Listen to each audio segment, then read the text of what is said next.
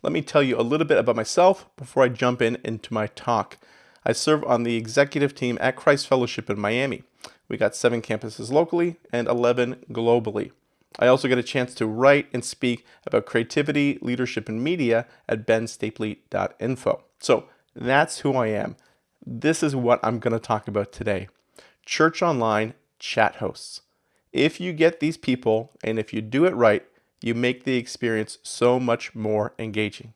People don't just come and consume the experience, they come and contribute to it. So that's my big idea.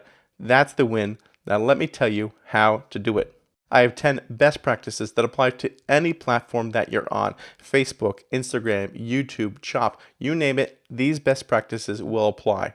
And then I also have 4 best practices for Facebook and Chop, the church online platform provided for free from Life Church. If you've never heard about that, pause right now, open a new tab, go and download that right now, embed it on your website. It's a great experience for people who are naturally going to your website.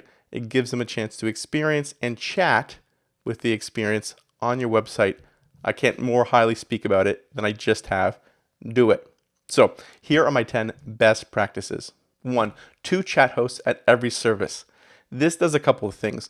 If you have 2 chat hosts, they're allowed to, and they can, talk to each other. This is nice because it makes a natural conversation amongst themselves before they invite somebody else into that conversation. If you just have 1 chat host, sometimes it can be like crickets.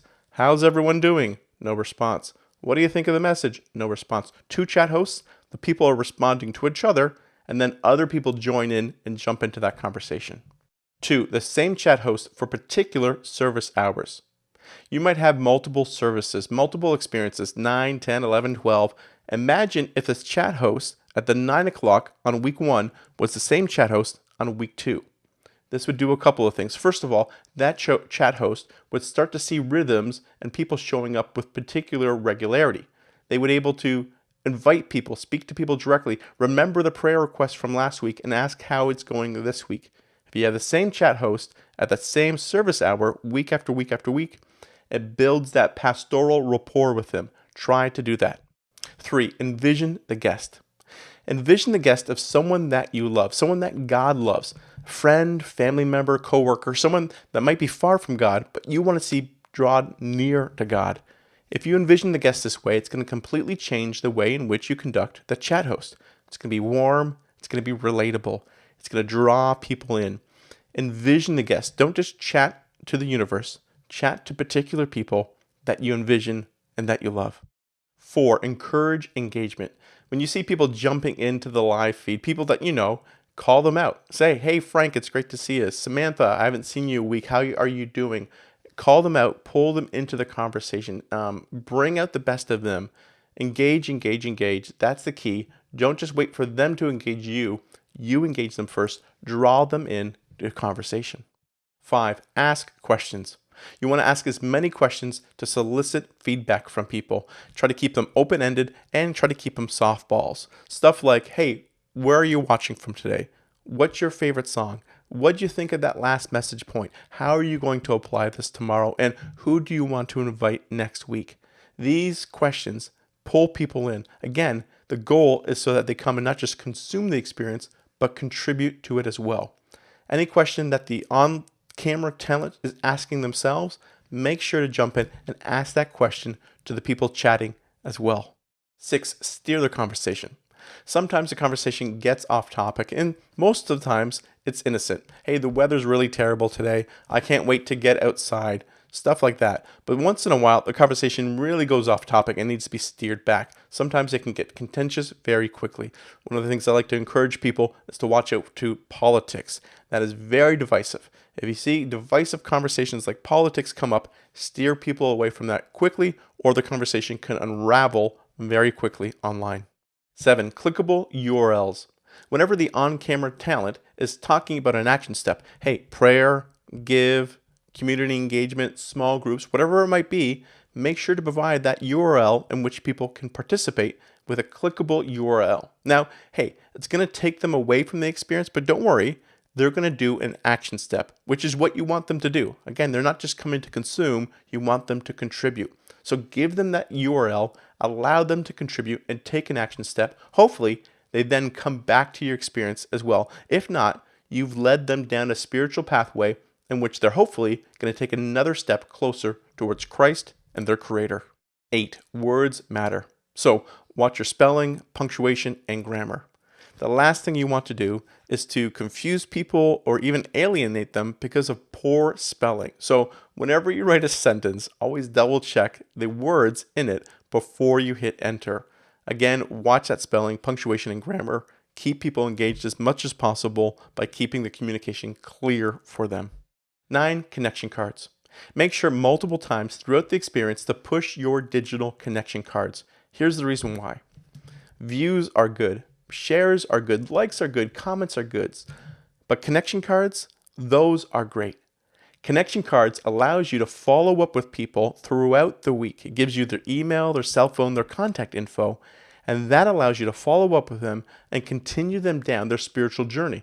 Continue pushing them, encouraging them closer towards Christ and their Creator. Push connection cards multiple times throughout the experience. And 10, don't feed the trolls. You may have people that are going to look to troll your experience. Let's call it out. If it hasn't happened for you yet, God bless you. It will happen to you soon. These are people who are just looking to be destructive to the conversation. They're not looking to add value. They're not even looking to say something off their fringe. They're looking to be toxic and disruptive to the conversation. Talking about foul language, abusive language, stuff that you need to block right away. If you see this, make sure your chat hosts know how to block people quickly so that they don't need to see a conversation unravel by someone just spewing hate speech throughout the conversation. If you see a troll, block them right away. So those are my 10 best practices in general for hosting. Now, I have 4 particular best practices for Facebook and for Chop.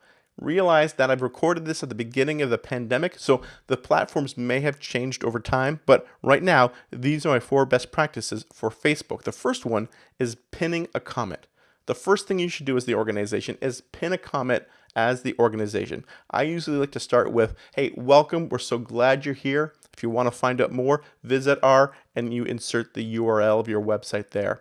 You write that as the official branded comment from the organization, then you pin it. This does 2 things. It lets people know what the official word is from the organization.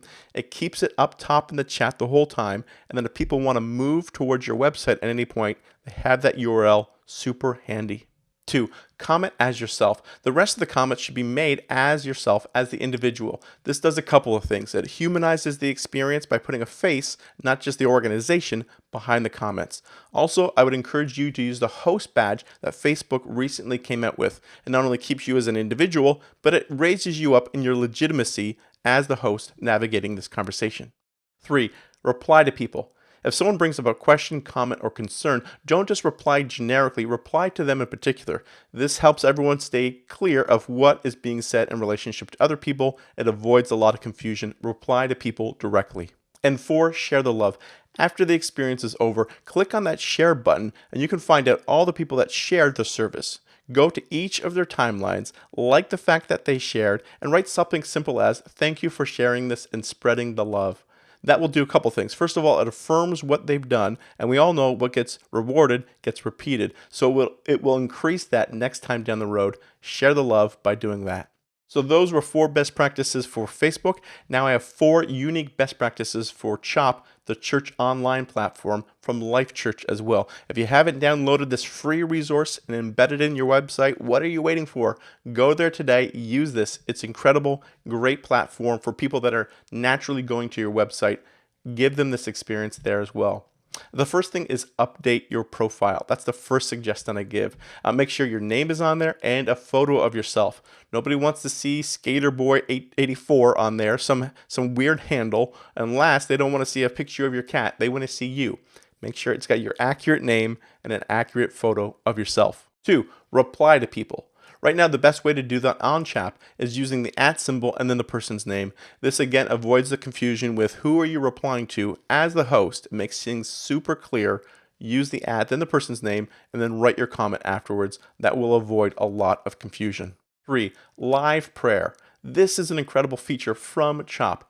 but you only should use it if you're going to use it. What I mean by that is you don't want to say, hey, write in your prayer request. People click on that tab and then you don't respond.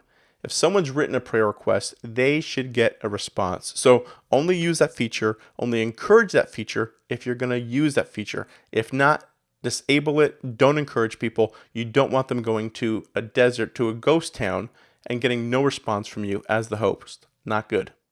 And 4, notes. There's a great feature on Chop called Notes. There you can put conversation topic starters, you can put URLs, you can put FAQs, you can put a lot of information for your chat hosts to easily access during the conversation. They can jump in there, cut and paste, and throw it back into the chat if they need to. Make sure to utilize this note feature for your chat hosts. Set them up for success. So, those are my 10 general best practices for church online chat hosts. I gave you guys 10 general best practices and then 4 for Facebook and 4 for Chop. But here's the deal. I know I missed some. So I would love to hear from you. Jump on benstapley.info and let me know which ones I missed because I want to learn from you.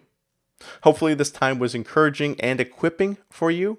Hopefully you enjoyed the rest of the Church Online Summit. Thank you so much for listening. Have yourself an awesome day.